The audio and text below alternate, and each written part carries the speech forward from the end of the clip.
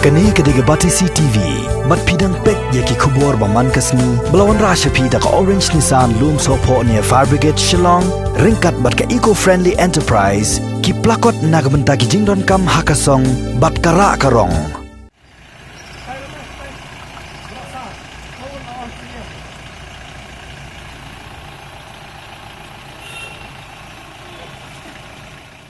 Komisi pentabanya kontma persya ya ka jingsar jong ka klam jingpang coronavirus ka Khasi Hills Autonomous District Council kala shemi garai ban senret nawai ya ka office trekam borok away bat kumju ru la batha ba kinu ki borong hapok office kentup ru ikinong tre ki dei ban that chwai la kiti ha ka chaka thet kiti bala bu kerpang ha phalau jong ni ka office u Chief Executive Member jong ka Khasi Hills Autonomous District Council uba Tito Starwell Khan ule tho ba kinu kali jong kinong tre bat jong kiri pai ba ki bawan rung hapok ka phalau jong ka office kin hab bansha senret dawai ha kinong tre ki ba ka office kala bu kerpang nalor kata ka District Council kala bu ru ya ka jaka banle ya ka thermal screening ya kinu ki bawan rung hapok ka office man ka sngi khnang banyada na ka jingsa phriang jong phnyang jingpang coronavirus.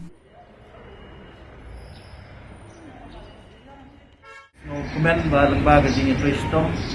nakalian ke Executive Committee nakalian Secretary bagi Officer Barok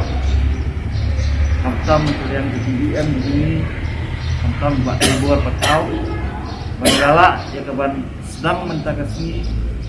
ya ban buat nanti ya ke protokol ya kaba nakalian dengan government kalau hak ini ke office ba siswa ya kaba min sedang ikam jam ini ke office adin ba ka government kala lift ya ka curfew mengilaong ba ihap ban maintain life percent ka attendance 100% di officers bat kumjuk ru ban don iki ban sanitize cua ya ki employees bat iki visitor di room for council dan kalian ngejungi gila pentre nadu cua ban room ngijit adon ni kabandin disinfected yaki kali nang ta shaban room sepo